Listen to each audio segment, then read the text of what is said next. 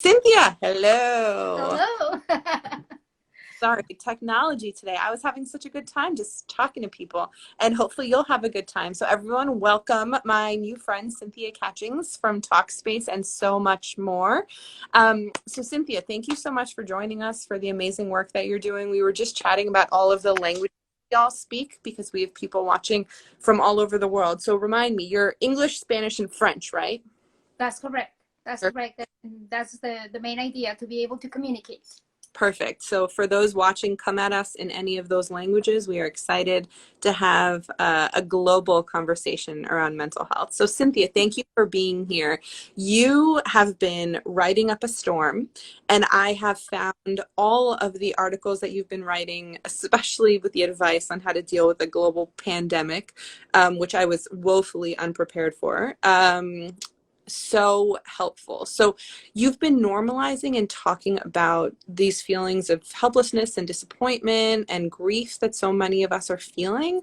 Um, and I just would love for you to share advice with the people who are watching today that may be experiencing that and may just need some advice on how to put one foot in front of the other and get through another day. Sure, and thank you for this opportunity. I think it's so important for us to be able to communicate about what is needed, what we're going through, and one of the things that you mentioned is that this is not an easy time. This is something that we are all going through, and even though we are experiencing tough times, there are different ways that we can actually protect ourselves, take care of ourselves, and continue growing. And one of them is creating a toolbox. And you and I had talked about toolboxes before in the sense of you might have a toolbox, I have a toolbox. And how do we do that? Well, basically is looking for the things that make you happy. My toolbox, for example, can be going to the mountains, walking, or spending time with some friends. And I think that it is essential that we remember that to create that toolbox, we can do it alone, but we can also do it with the help of a therapist. One of the things that I always tell people is that during these times, we have to remember that we have control over one thing, and that is the access. The access for people to get to us or for us to get to other people, in the sense of it's okay to say no.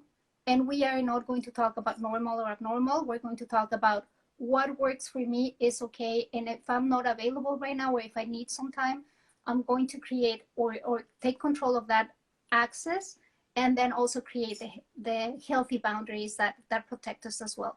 So I think that a combination of therapy, a combination of creating your toolbox, and again, limiting the access, saying no when it's needed, and creating healthy boundaries is essential. Absolutely. Someone just asked if it's okay to ignore text messages. And I think, yep, absolutely, absolutely to do. Where can we find your articles for those folks online? And our the foundation team will add them below. But where are you doing this prolific writing? Thank you. That is a great question because if you basically Google my name, Cynthia Catchings Talkspace, you can find most of them. I think that it has been thanks to the opportunity of working with Talkspace and being able to communicate not only what I think, but what many therapists, many mental health providers are trying to communicate, that we have been able to publish those articles. So you can find them under Cynthia Catchings Talkspace. You'll find them there. Thank you. So let's talk about Talkspace. So Talkspace is a tool in a lot of people's toolbox. Can you tell us a little bit more about how you and your colleagues are working to increase accessibility of therapy and eliminate stigma? Right. I think that, first of all, I think that importance, that ability to connect from wherever you are and at any time that you can, is a great opportunity to take care of ourselves. That mental health aspect is so important, and sometimes we forget about it, but some other times we just don't have the opportunity. For example, at this time, many of us are at home, taking care of our family, taking care of ourselves. So having the opportunity to get online and communicate with a therapist is going to be essential. The other thing is that with Talkspace, and I can share this because I'm not only a therapist, but I'm also part of the peer support system, the peer support program. We know that we can talk to the clients, but the therapist also need to talk to someone. So they come to us in a sense of communicating with the peer, sharing what is going on, and how we can work together. So I get to hear not only how caring they are, how interested they are in helping the client, and being able to create or make that difference in their lives. And most of all, if you can get online and read the story of how Talkspace started, I think the story is fantastic. We know that the founders of Talkspace tell their own story, but then getting to see how they have created the company and make it grow with the help of all the therapists is something that not only motivates you, but gives you the opportunity to say, I can trust, I can really find the help that I'm looking for. Thank you. Thank you. One of the questions that we've been asked a lot today that I would love to get your thoughts on is if someone's struggling with their mental health, or if they have a loved one who's struggling with their mental health and they want to start that conversation to get them resources, get them support, what are the steps people can take if they themselves are struggling or if they know someone is struggling? I think that the number one thing is to acknowledge, to know that you need the help. It's very easy to ignore or sometimes not to have the information. So looking for resources, and by resources I mean resources that are valid, that are informative, but at the same time real, truth. So basically Googling, doing some type of research is going to be number one. After that, I think that finding the help of a professional is going to be extremely important. And again, we go back to the online therapy, we go back to the support groups. One of the things that we as part of Talkspace are doing right now is not only having the opportunity to provide the therapy online, but also having those social outlets or social media in the sense of Instagram, Facebook groups. That way people can come and communicate and talk about their problems and be able to have an outlet to help themselves. Thank you. Thank you. And thank you to all of the people that are asking the questions and sharing their own experiences. Just sharing your story and naming it and putting words to it is very, very brave. So thank you for being part of that conversation. So one of the questions that we emailed about earlier is about communities of color in this moment who may be adversely impacted by COVID, right? We know in this moment, global pandemic, there are a lot of communities that are disproportionately impacted by access to care and the disease, but also how can we support and provide resources of culturally relevant mental health resources that address the specific needs of communities of color? That is such an important question, and I think that we can actually talk about 5 very important points. The first one is to acknowledge that privilege and know that you can make a difference, that you can actually create a difference for someone. The second one is to donate, and I'm not talking about just money in the sense of I'm going to give money, so maybe some research can be done. This is donate your time, donate your interest, donate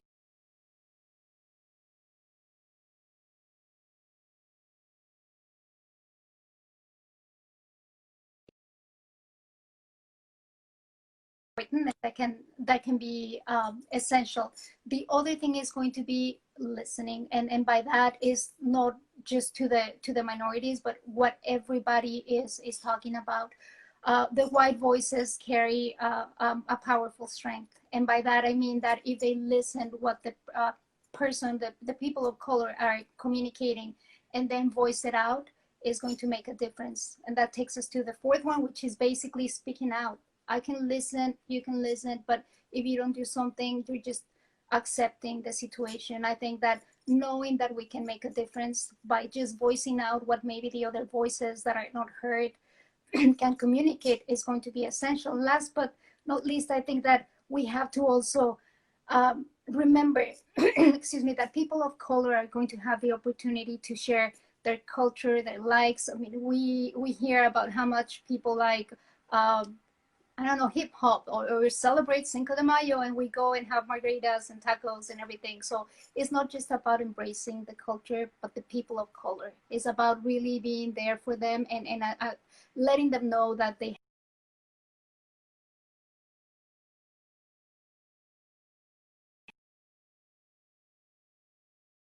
issues that we have, is that many of us remain silent. We have to speak up and change this.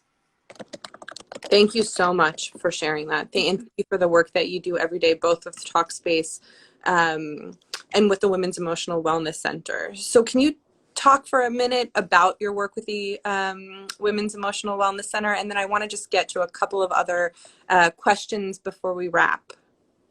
Sure. I created the center with the intention of helping the women that experience domestic violence, but in seeing the need in the community for therapists that spoke their language, in this case Spanish. It helped me to increase the services to serve other type of populations. So when I work with women, when I work with the families, or even the couples that the women decide to bring or invite their spouses, I always remind them that the most important thing about therapy is not to find a solution to your problems, but the most important part is always going to be prepared for when the problem comes to you, to have those resources, to create the toolboxes that we were talking about at the beginning. And I think that one of the main issues that we see right now is that the minorities or people of color are not really looking for mental health help. They're basically just either saying everything is fine, or thinking about the stigma about what are people going to say or think about, or my family would never accept for me to do that. So that was my intention. Come to us, that way you can communicate in your language at your pace. Thank you. Thank you for that amazing work. I want, in the 3 that we have left, I want to ask, Mark Beck talks about teens needing a lot of help right now. Born This Way Foundation, we have a partnership with Jack.org called Be Kind, Be There. But for you as a therapist, all of the young people who are missing celebrations or life looks a little bit different to them, what are some specific ways we can support the young people in our lives?